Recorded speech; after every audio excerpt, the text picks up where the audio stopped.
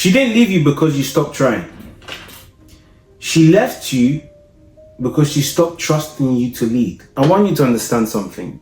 When you're present, you pay the bills, you show up, you're loyal, and she still feels alone, it has nothing to do with what you're doing for her, but it has everything to do with what or how you're presenting yourself in the first place.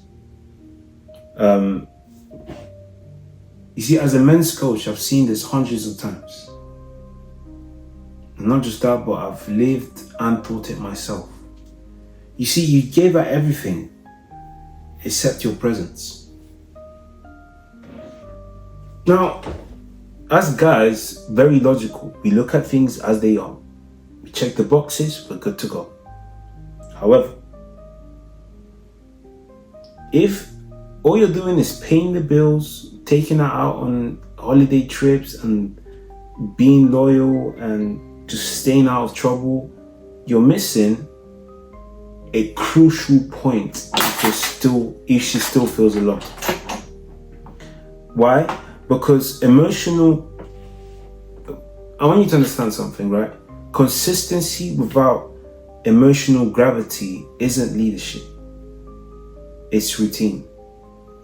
And routine,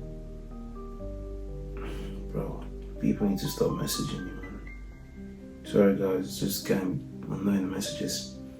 But so routine breeds silence, okay? Now, in my work with founders, CEOs, high performance men, the same pattern shows up every single time. People are respected in public, but in private it's a complete different story.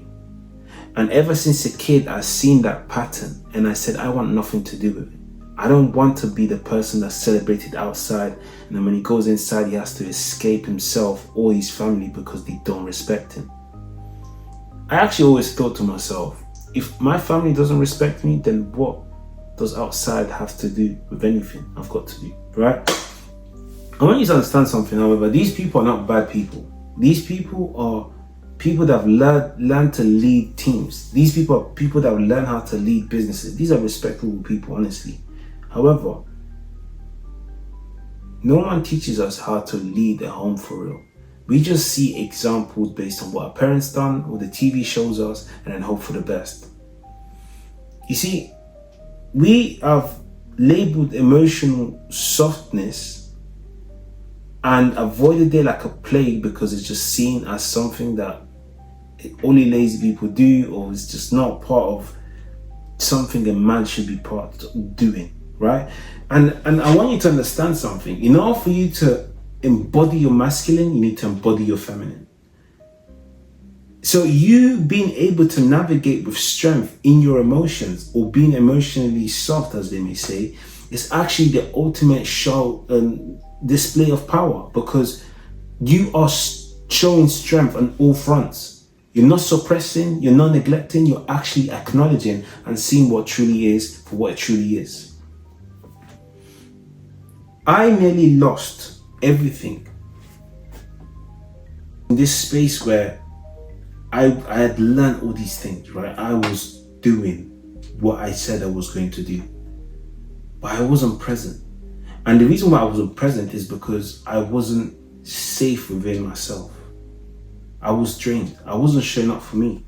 And a lot of us get into this circle where as long as we're showing up for others, we think that's enough. But I'm telling you now, I said this to a client, when you keep pouring and there's no form from a formless cup or your hands, you're going to keep taking action because you're going to look busy. You're going to look like you're giving the person water. And let me rephrase this. Imagine someone's thirsty and instead of you going to get a cup, you're saying, look, let me put some water in my hands and give it to you. And you're doing that every single time. As they're thirsty, they drink. They're thirsty, they drink. At some point, it gets draining, right? Do you want to know why? Because instead of you grabbing a cup, filling that cup and giving it to them, you're utilizing your hands to do triple, quadruple the work a cup should be doing. And that's exactly what happens when you don't set boundaries and carry on just giving something that you're not sustainably able to maintain. So I created a weekly ritual, okay? And in this weekly ritual, I'll ask my wife, what am I failing to do? Where did you feel distance? What went well? And then based on that, we can analyze and improve accordingly, right? Not only respect returned, but this was without performance, control, and most importantly, pressure. It came from clarity. It came from understanding these are the next steps we need to take. And sometimes that's all it takes, a conversation. But sometimes that conversation can only come from a strong background. And that's exactly what I want you guys to understand. The shadow work is the foundation of everything you're going to freaking do in a relationship, in a marriage, even in dating. Once you've got your shadow work intact, completed, everything can flow from there. Why? Because you understand who you are. You're not scared to accept feedback. And most importantly, you're happy to embrace your nature. And because you're happy to embrace your nature, you can be present and understand when you need to be filled. But the aim here isn't to, add more weight or new tactics or new frameworks and override whatever situation is happening before. No, it's actually about removing the lies that you've told yourself, that you carry so much weight in, having to prove yourself in a relationship where you're supposed to be loved.